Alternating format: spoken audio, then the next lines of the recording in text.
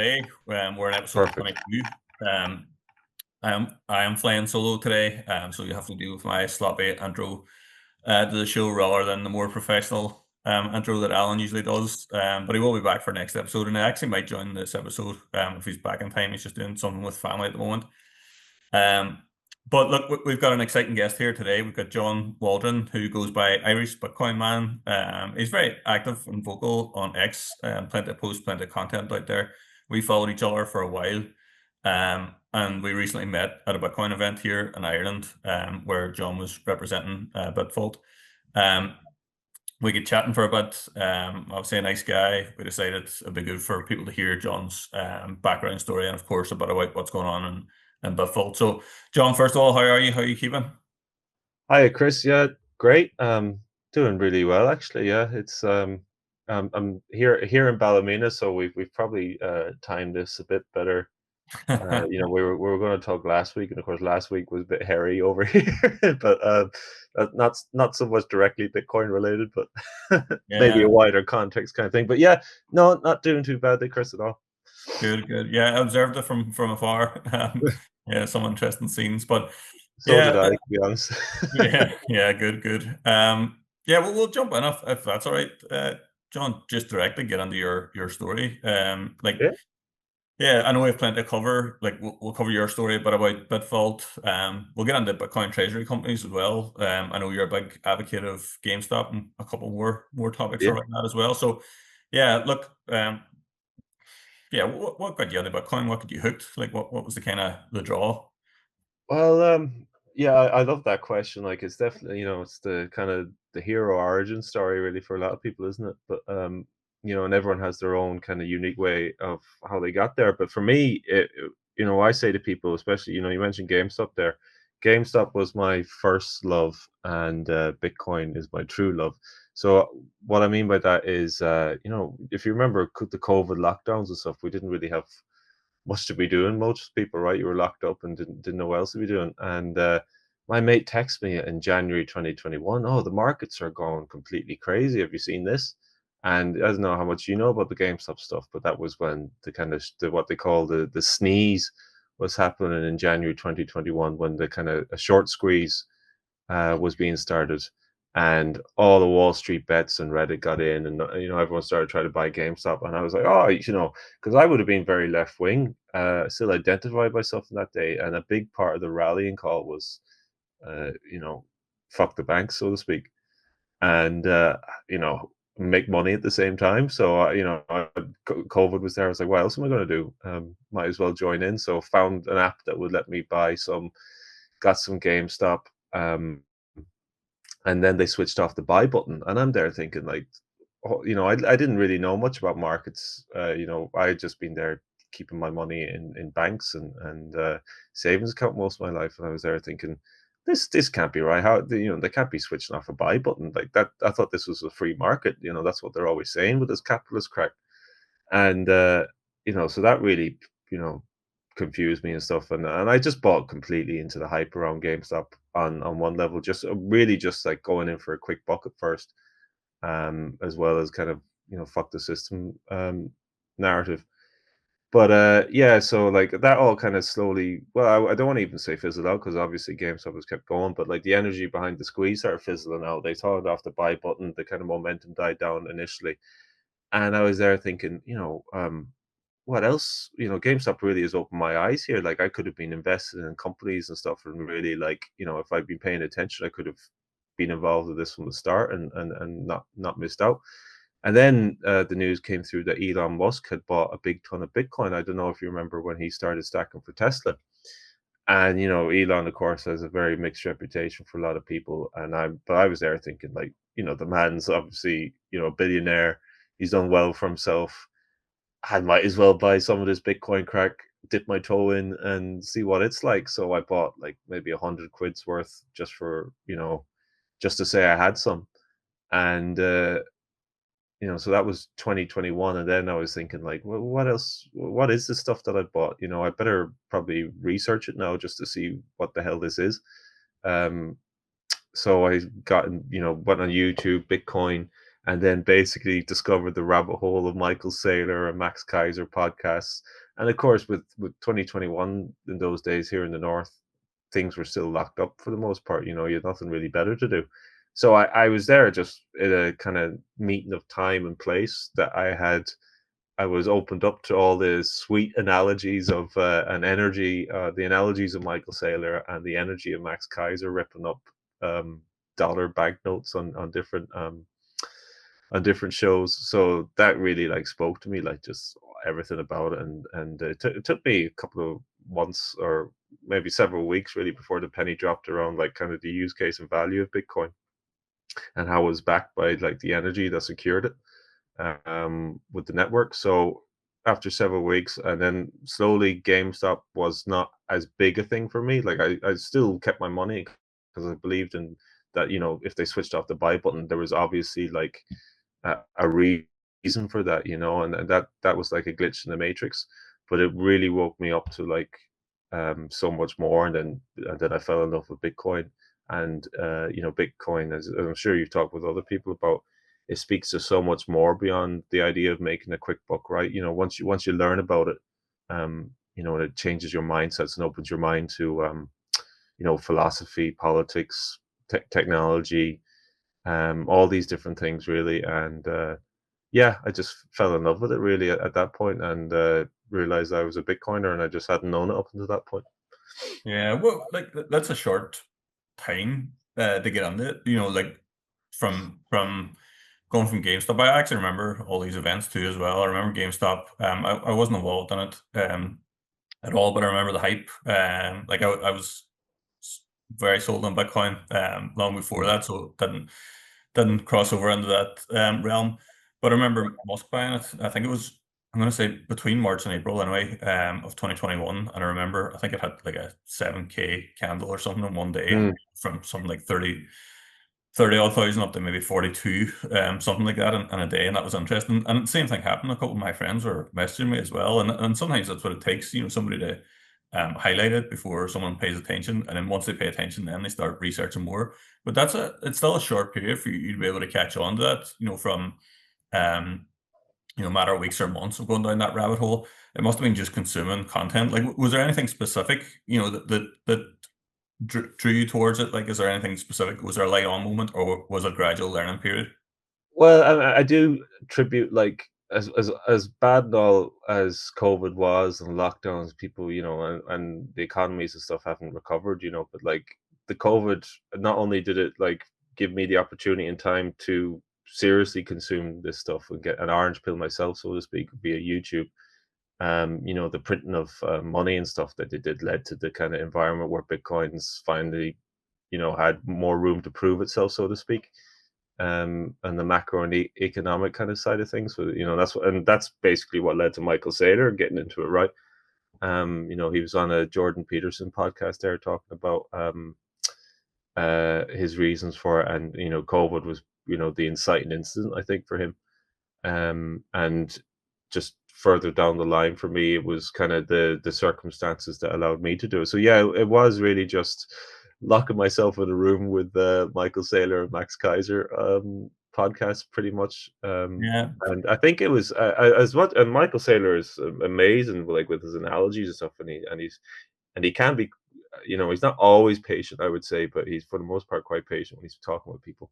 But Max Kaiser's energy really came through more, I would say. Like he can come off very like wacky and stuff, but I felt, you know, very drawn to his perspective and his kind of forthrightness as well. Like I mean, it's bordering on evangelicalism at times, and I suppose it is evangelical.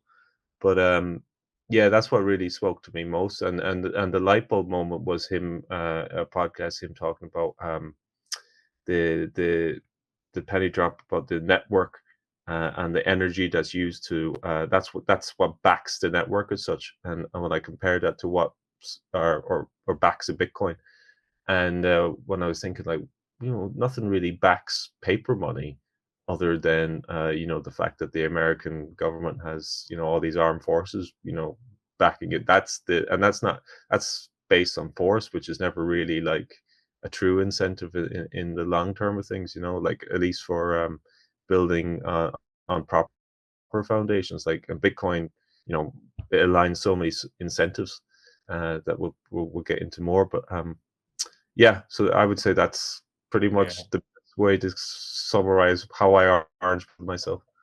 Yeah, and it's two interesting characters to get into. One of the things that stand out about those two, whether you like them or not, I think they're obviously two admirable people in their own ways, and they're not for everyone.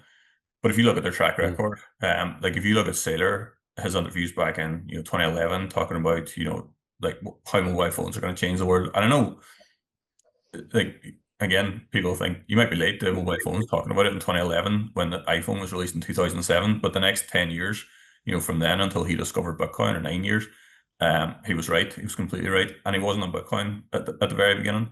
But his track record in this space, and basically technology adoption, has been phenomenal.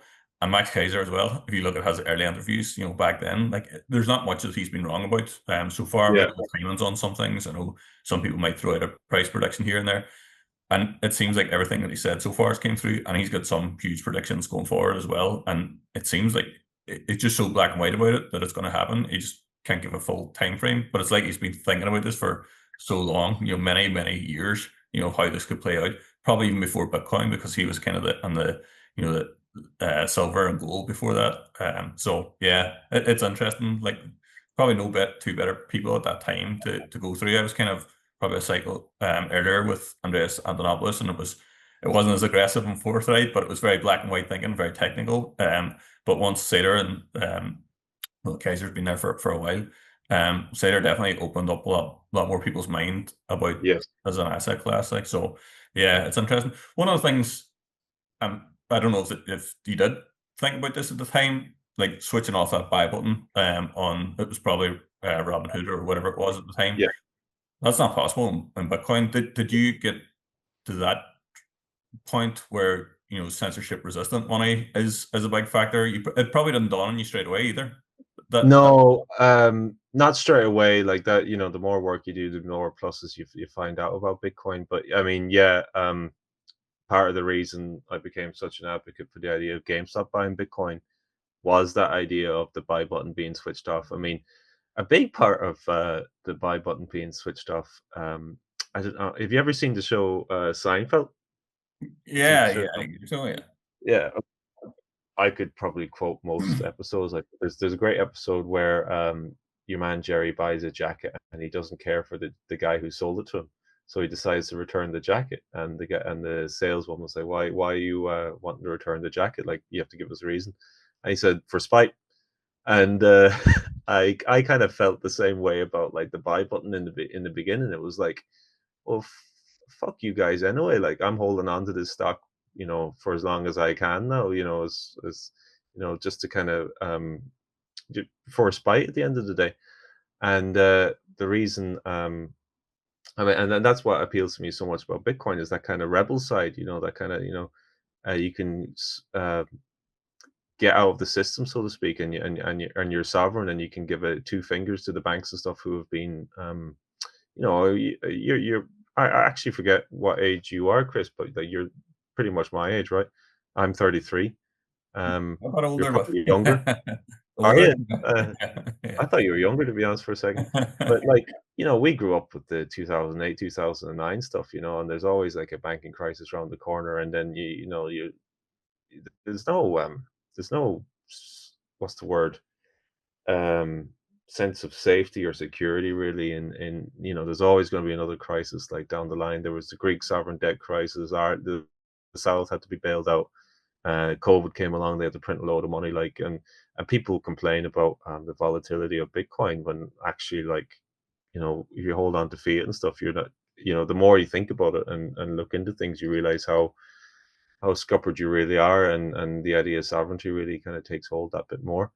Yeah. So yeah, the censorship resistant money and things like that. In the West, we're probably, I think, the biggest use case for it was the idea in Canada when they had those trucker protests, and that turned on a lot of people to Bitcoin over there. But you know, y- in the space of Bitcoin as well, there's a lot probably more people who lean to the right, especially over in American stuff, and they talk about the UK stuff at the moment and censorship. and people being arrested for putting their thoughts out there. It's definitely a growing conversation, but like I definitely picture the kind of the censorship side of things for people in way more authoritarian states like the other side of the globe. Yeah, it's an interesting a piece of Bitcoin that I think people still don't realize that, again, these circuit breakers have happened throughout the whole stock market before, where Mm, basically you can't buy stocks.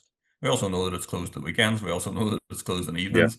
And Bitcoin has that 24/7, global asset. So it's got all these advantages that people haven't realized yet. And it's through usually experience that gets you in there. You mentioned, obviously, what maybe how things are advancing in the UK and Ireland and stuff like that. I think you're same boat as me. We're kind of in this UK environment and Ireland environment. I know we were at the Bitcoin Ireland conference. Um, Personally, I find adoption here slow. I see yeah. some things where it's moving along. I know you spend a lot of time on X. You can see things changing, and sometimes we're in that echo chamber as well. So you kind of think things are changing, but on the surface, I still think we're a bit behind, although there is progress. What's your kind of general thoughts on adoption in Ireland, and maybe what does it take then to get us to the next, get us where maybe other countries are? I think your take is completely right. Like it is slow. And there is that fact because probably do spend too much time on X, and you do have to worry about the echo chamber side of things. But I guess it's like when you do meet other Bitcoiners in Ireland, they're like as orange pilled as anywhere else, even more so. The problem is you just don't find that many of them. You still have the kind of most people are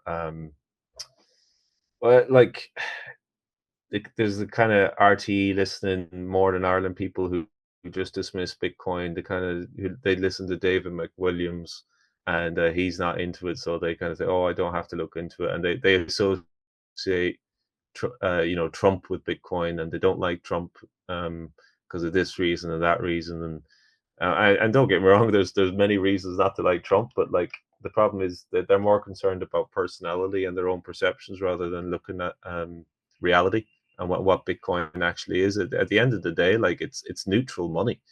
And I think one of the biggest use cases or reasons for actually was when America um, started sanctioning Russia completely after the Ukraine crisis started. And whatever thoughts you have about how that came about, I could talk all day about that.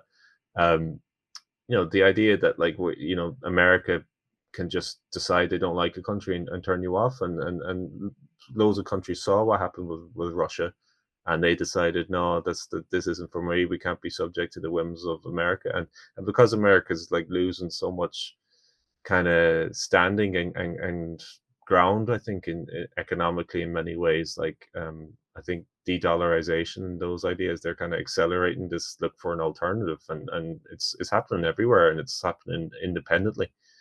um and that Michael Saylor's was just you don't discover Bitcoin until you have a need for it, really. I think is what he said. um and countries are finding more and more reasons to look into it now. Sadly, while Ireland, I think I look down south, for instance, the Fianna Fáil, Fine Gael government, and there's plenty to not be fans of, but they don't really. There's just a lack of vision, really. And there's a lot. They seem to, whatever the EU says, they're kind of, oh, we have international obligations, we have to do this, instead of kind of looking for like what we could be doing for ourselves, sort of thing. You know, yeah, it's adoption in Ireland sadly is not as good as it could be. I think, and there are some very um, strong individuals here that are Bitcoin advocates. Maybe just don't have the platform, but can speak about economic issues, political issues much better than the people who are who it's their day job to do this. Mm. I find that interesting, and it is sometimes trying to crack that nut. Maybe get through to a few. I do see a couple of people in politics in Ireland that are starting to, talk about this as well, and maybe react to a couple of posts, maybe rather than coming out and saying, throw all your money on Bitcoin. You can kind of see those cogs turning in people's head, and maybe people inching and tiptoeing on that. And sometimes that will happen. The price will go up a bit more. They'll get more, interested in it. Again, same as what you did, what I did. Start studying more, and then kind of fall down the rabbit hole. So Mm, I think it is slow, but I think it has got potential. mm.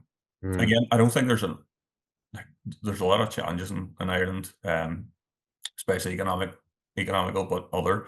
And you do think that will eventually, but I just don't think we're kind of there yet, where the pain is strong enough for people to go, I need to get out of this euro.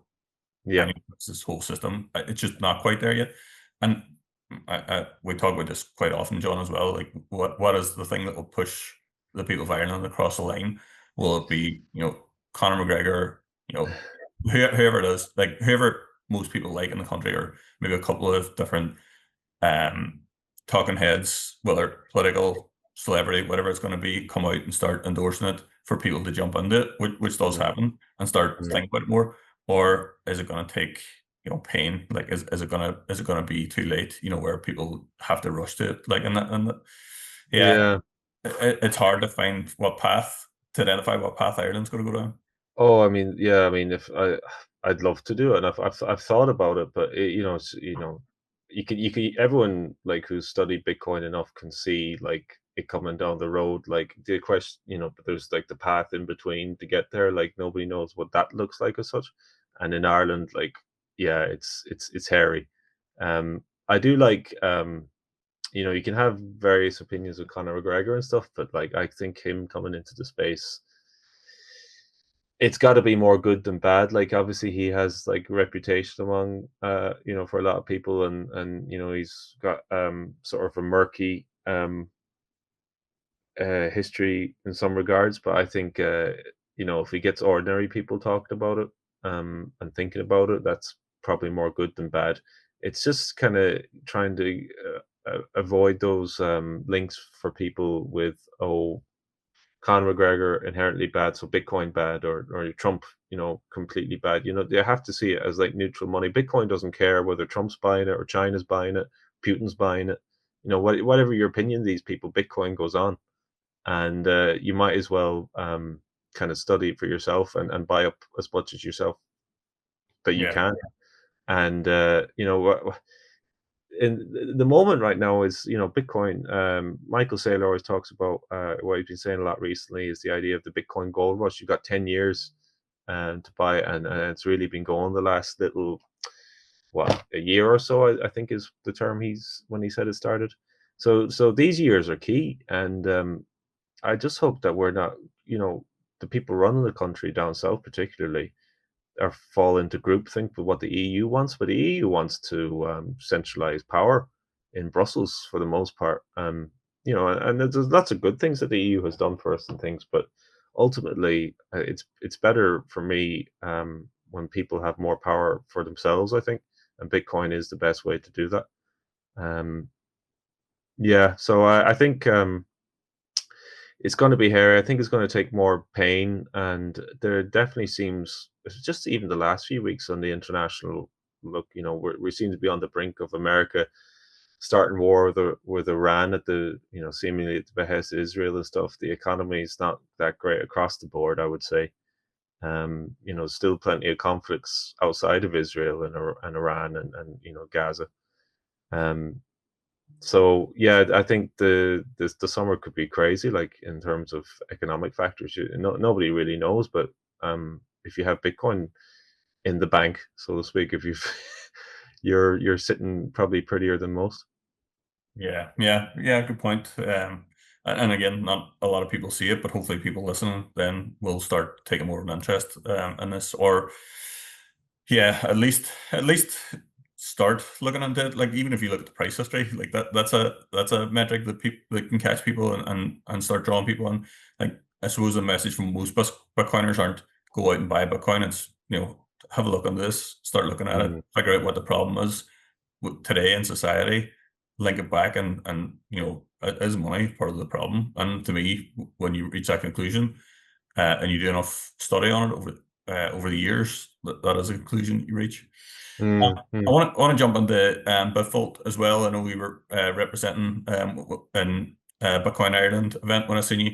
Um, Confession, I haven't used it yet.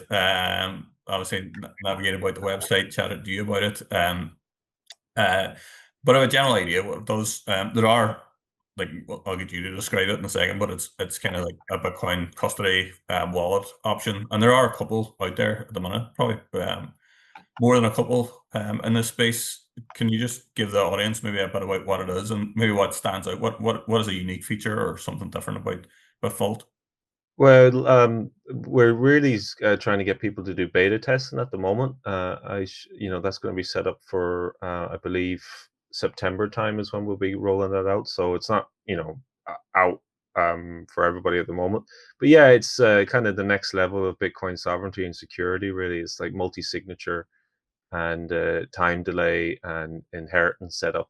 So it's I kind of have been saying to people, like, I see it as back in the day, if you had lots of wealth that you were handing over, you might, or personal family heirlooms, you'd have your own Swiss uh, bank account well, not bank account, but deposit box. That's where you have your heirlooms, and you have the key, and that's passed on, and there'll be a custodian there at the bank who would help you find your box, and you get those things. So BitVault is kind of like that idea where you can pass on your BitVault, your Bitcoin via BitVault onto the next generation and things like that. So, and with extra multi-signature, it protects against things like physical attacks, which I think around the time that we met, there was an attack in Paris, I think the week before, Mhm. or maybe not Paris, but somewhere in France, where someone was kind of almost held ransom for their Bitcoin passphrase. So, and the way things are going, and if Bitcoin keeps doing what it's doing, which we know it will, you'll hear more mad stories like that. So it's better to be proactive and Yeah, check just these explain. ideas out. Yeah, just explain about then how it would protect you, like practically. So, you've got it's a software wallet, isn't it? There's no hardware in this. It's on Yeah, your it phone. it can work with certain hardware wallets as well, with a QR code and things. And we have all the demo. I'll share with you the links for the kind of demo setup, and it's all on YouTube, so it's quite handy to see how quick it is. But yeah, it'll work with certain hardware wallets. Like if you already have your stuff set up, um, you can use work with BitVault for the time delay and things like that. So it is quite multi-purpose that way. So the time delay is kind of like if somebody comes up and said, "Give me your Bitcoin out of your wallet." You Yeah, and don't you could you say, you have a Bitfault. You have an app there on your phone. Like what's how does it protect you? yeah, so if someone comes up to you and say, "I want your, I've got a gun to your head, give me your Bitcoin," and say, "Well, if you can wait 2 weeks, you might have it then." And then with the multi-signature, you need, their trusted second or third contact to also agree. So, I mean, what's the chances of a party who's after you having all those things lined up to take on that? It's just not likely. And the other thing, it's way more protection than you get with just storing your hardware or your passphrase code on a card and storing it somewhere else.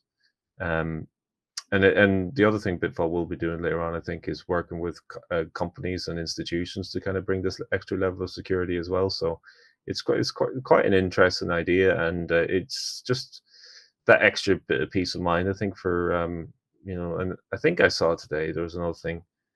Um, Google were hacked. They had a load of passphrases for being leaked. You're just going to hear. We've already seen loads of stories like that. Um, Companies and things not looking after those stuff. So with these extra steps, you're definitely looking after yourself a bit better. Yeah, and it is those multi keys as well. Like Mhm. I'm a big fan of multi-sig. But that's completely like my setup is completely self-sovereign. Like I own keys, but what you're getting there and what you're saying about handing it down is that, you can stay along that journey with BitVault so that anything happens to you, it's not like you have to go running about looking for keys the whole time. Yes, You have exactly. a process in place that you Be can like go. granddad always had his BitVault set up, so we have his key kind of thing. That's kind of the idea. Yeah, cool. Um, We'll step on the GameStop probably in a second, actually, because I know you're a big advocate of that. You mentioned already, but there's probably a lot of debate at the moment around Bitcoin treasury companies. So if we want to get into that first. Perfect. Um, so yeah, like Bitcoin treasury companies, are they good? Like, are they here to stay? Are they just part of I'm the big Bitcoin ecosystem now? Could it drive adoption, or does it maybe distract from some of the fundamentals? Because I know some people, yeah, they're not. It's not seen as Bitcoin, you know, yeah, at the sovereign level. But yeah, there's more than that in an ecosystem at times. yeah. I mean, it's still, we're Bitcoin's still young, right? It's not been around that long, and the way I see this happening. Um, oh, okay, yeah, we're still okay there. Yeah, okay. Yeah, your The camera's gone off, but we can hear you. It's still going. Okay, the way I see it, oh, hold on, that's hit my camera lead has gone off. Yeah, don't worry about it. We can still hear you. Okay, perfect. Yeah, the way I see it is, Bitcoin is kind of hitting the Constantine adopting Christianity moment, right? So Christianity started off very root and grassroots kind of thing across the small corner of the Middle East, and then went over to Rome, and then it only really started kind of becoming a full world scale religion, right? When one powerful guy saw the market value of adopting it, right? So I would argue, kind of Michael Saylor adopting the Bitcoin standard with MicroStrategy was that kind of moment, and we're still uh, dealing with the repercussions of that. I mean, these days you see a Bitcoin company springing up, almost every day. If a new one in a new country, I'll confess, with Dara Conley, who you would know from the Bitcoin conference as well, Dara BTC on X. We were looking at trying to set one up in the south, because why not? um, it didn't happen, but we looked at it anyway. But yeah, I mean, this is Bitcoin was always going to take over, and I mean, there's conversations in the early emails with Satoshi and Hal, and about what happens when Bitcoin gets to a certain price, and he talked about, I think, what it would look like when institutions start buying Bitcoin and things like that. So this was always going to happen, and I think uh, a big thing about Bitcoin is it holds up a mirror for people's egos and things like that. And one aspect of the conference that I thought was quite telling was, there was a talk at the end about Bitcoin reserves. I don't know if you were there. I think it was the last talk, and there was a lot of people there, and then they were very very well meaning, and I liked them for the most part, but they were kind of saying things like, Bitcoin's for the people, and it gets away from the ethos of things if all these banks and things come in, and that's all well and good, but Bitcoin is going to be Bitcoin. Like, there's game theory involved. These things are going to happen whether you like it or not, and it's better to be prepared and think these things through, and try and kind of position yourself to take advantage of these if you're kind of any way of an entrepreneurial mindset as well. So I think it's only going to further the narrative behind Bitcoin, or the why people should be taking an interest in it. I would still say to people, you should self custody as much as you can. But there's obviously going to be a good bit of leverage to take advantage of with Bitcoin, and the difference. Leverage, people in the finance game will always talk about how bad leverage can be. But the difference is this is backed by the hardest money in the world, that's ever been invented, and there'll only be a certain amount of it. It's not. Oh, somebody's ringing me. That it's not. Sorry, completely technical difficulties here all around. But it's not. It's not. Sorry, I've lost my train of thought there with the phone going.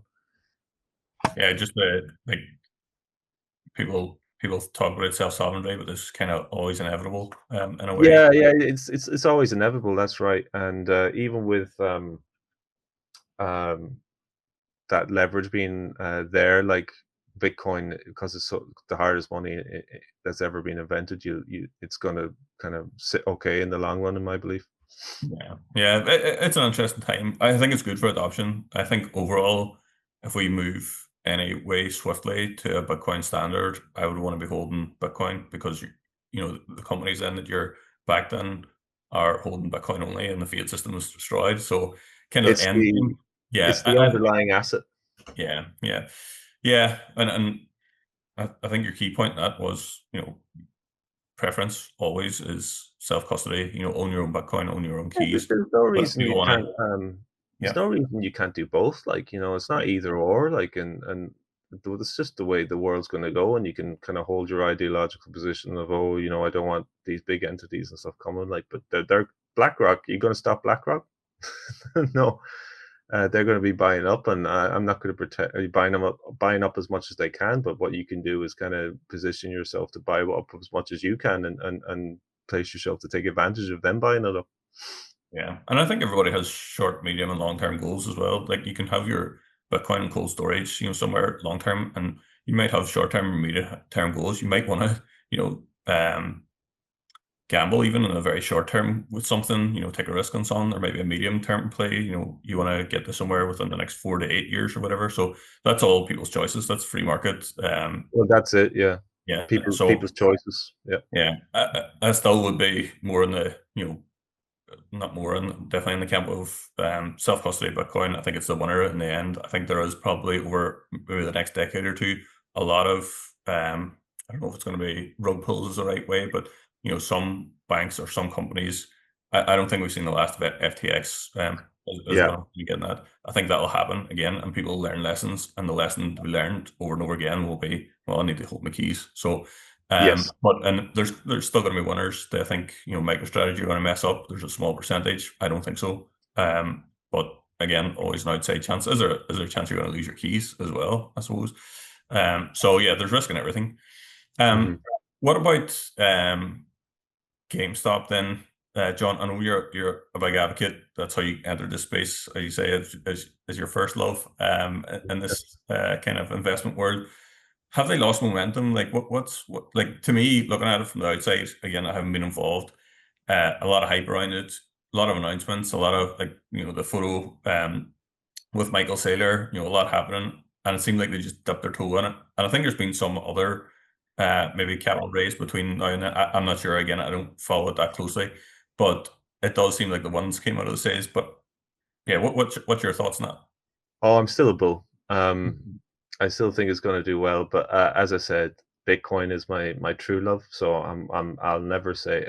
But the thing, it all started with Roaring Kitty, right? Deep fucking value, and his play. And if you watch his streams and stuff, and I think at the moment right now, I think last time I checked, it was sitting around $23. And if you add up the cash on the balance sheets, I forget the figures, like north of 8 billion just now with the bonds that they just did. Um, yeah, I'm not going to pretend I'm some character in margin call that can recite all the technicalities of the bond deals and everything. But yeah, they have 8 billion plus on the balance sheet. They have was it 4,710 Bitcoin. So if you add that up and look at the shares, like I think they're 97% close to the value of their assets on the balance sheet. So it's trading very under. It's very oversold just now. Um, especially when you got someone like Ryan Cohen, who's like a proven winner, with his history at Chewy and things like that. Um, the revenue might be down, but the moves they've made and the profits that have been coming the last, I think, 2 quarters. I think it's even longer, more than that now. But like they're making strong moves. He's obviously got Bitcoin on the balance sheet. uh, Part of the work I did really was, when I was reading on GME and Bitcoin, what really kind of helped cement my belief in both was a guy online, Peruvian Bull. I don't know if you've come Mm, across him. yeah. He's a really lovely fella, and I've gotten to know him a bit. But when I saw he wrote loads of stuff on Reddit called the dollar milkshake theory, the dollar endgame theory, and just the idea of the Triffin dilemma and stuff, like going way into the macroeconomic factors of why Bitcoin is inevitable. And in some ways, like GME and Bitcoin kind of parallel each other. We talked a bit about self custody there. There was a big movement within the GME community, because of the way brokers and stuff work, they were lending out your shares to short sellers. And there was a big movement to DRS, which is directly register your shares, and that's to go to the company that GameStop work with, ComputerShare, and register your shares in your name there, like transfer from your broker to there. So in some ways, that's like taking your Bitcoin into cold storage. You're kind of taking it out of circulation, so to speak, and putting it into your own cold storage. So there was just narratives there, and if people, and I always point out on the likes of Reddit and things, if the buy button could be switched off, and market makers um, can fabricate shares of GME out of thin air as part of the short selling, you should be interested in Bitcoin, right? Because the Bitcoin can't be fabricated.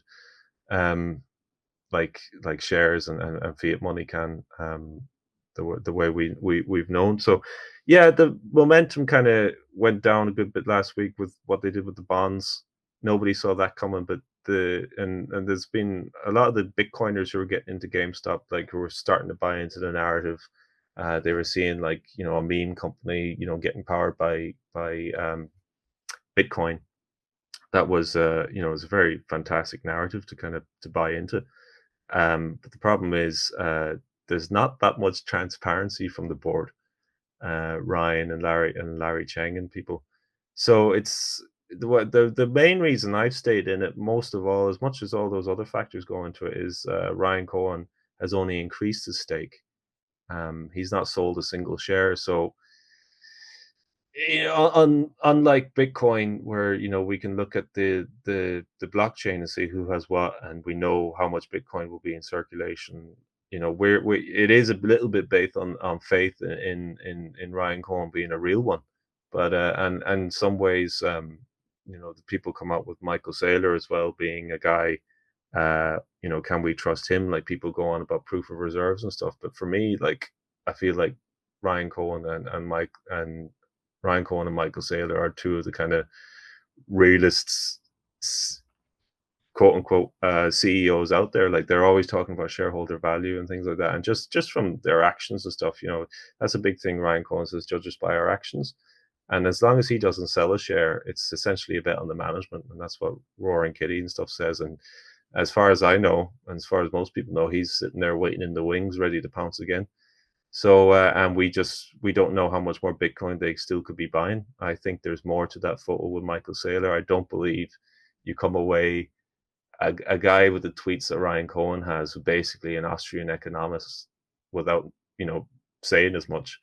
I don't believe you come away from a meeting with Michael Saylor and don't come away orange pilled. Yeah, fair view, fair view. Yeah, I don't follow it as much, so be honest, John, as I say, fully committed to Bitcoin. Not that I wouldn't dabble in, Well, there's only so much bandwidth people have, right?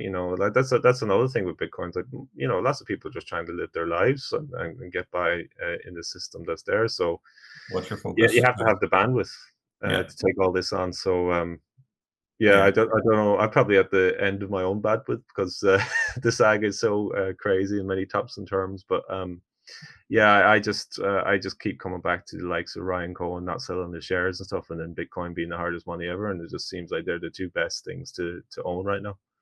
yeah. John, we'll wrap it up there, but do you have any kind of final thoughts on maybe how this is going to play out, say, over the next 10 years? Like, do you see, a Bitcoin standard? Do you see, steady adoption? Do you believe in anything like power law? You'll just see that kind of 20, 30, 40, 50% CAGR over time. Like, how do you see the next 10 years, just and then any final message from you as well? Yeah, yeah, it's the gold rush, right? For Bitcoin, I think the best thing to do right now is to be one of the guys selling the shovels, so to speak. So I think Bitcoin industry as a whole is going to go up. That's why I'm so glad to be working with BitVault. Um, it's that's why I think there was so much interest at the Bitcoin conference there. I think we're really heading into much more adoption on a global scale. I mean, we saw there was something there. Pakistan hired or appointed Michael Saylor as their Economic Bitcoin, advisor or something. yeah, advisor. Yeah. I mean, there's just going to be more stories like that, or maybe Michael Saylor is very sought after man, but there's just more and more countries going to kind of realize like the way the game theory is weighted. Like as much as we were there complaining about Ireland kind of maybe being coddled by the EU, or afraid to kind of step out of line and be seen as the good boys by the EU. At some point, like it's just going to make too much sense to you have to kind of buy some Bitcoin and get off zero as a big entity. Otherwise, you're going to fall way behind. And yeah, I don't know about timing, but I do think the next few years in particular, like the momentum only builds. Like a big, there have been cycles up to now with I think the cycle theory. I mean, famous last words, right? I think the cycles are kind of going to go now because Michael Saylor has been buying up so much Bitcoin. He's probably eaten into the halving rate that it's going to be even less Bitcoin coming out. So yeah, I'm bullish as much as you can be, really, but nobody has a crystal ball. The best plan probably is to hodl. But if you have spare cash that you can afford to lose, is definitely worth, in my opinion, speculating on some Bitcoin treasury plays. But like again, the real winners will be the people sitting on stacks of satoshis. Yeah, well said, well put. Yeah, I'll legal just, had a good final note too. I'll Anything just else? say I'll just say one more thing. Just Yeah, when GameStop did the Bitcoin treasury thing, I don't know if I told you, like, but me and another fellow on X, the Mozart account, we did a Bitcoin shareholder proposal for GameStop. So there was a few back and forths, and I eventually was on a call with one of the guys back in February in Ballymena outside this kebab shop. I was talking to him saying, "Oh, you should be doing a Michael Saylor MicroStrategy stuff." So, and then to see them announce it on May 28th, which is my birthday, I was, announced they had Bitcoin. I had to plug that in there as a bit of a win. Like, so the way I read it, I think GameStop always had this in mind, that they were looking at Bitcoin, just from the conversation I had, because he didn't give much away, but like it was clear in the conversation that, reading between the lines, they had real plans for the balance sheet, and that they were saying, basically intimating that I'd be quite happy with what they were going to do. So yeah, I have to say, like, as far as I'm concerned, yes, lots of Bitcoiners are disappointed that they didn't go full Michael Saylor, but our shareholder proposal was, please buy Bitcoin and consider the Michael Saylor strategy, and they did that. And they're obviously doing their own thing and doing it in a different way, but at the end of the day, I'm quite happy that they've done what they've done. yeah, good stuff. Where can people find you, John? Just at John DT Waldron on X, and I chat a lot of shit posting in general, but a lot of kind of sharing life journeys and things like that. So yeah, GameStop and Bitcoin and Aston Villa. That's it.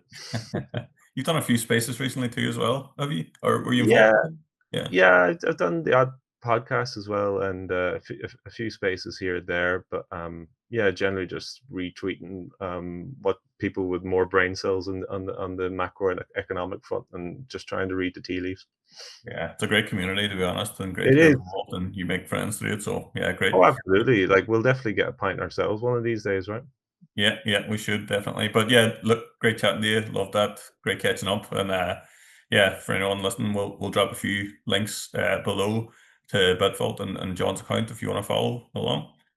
Thanks so Cheers, John. much. Thanks. We'll chat soon.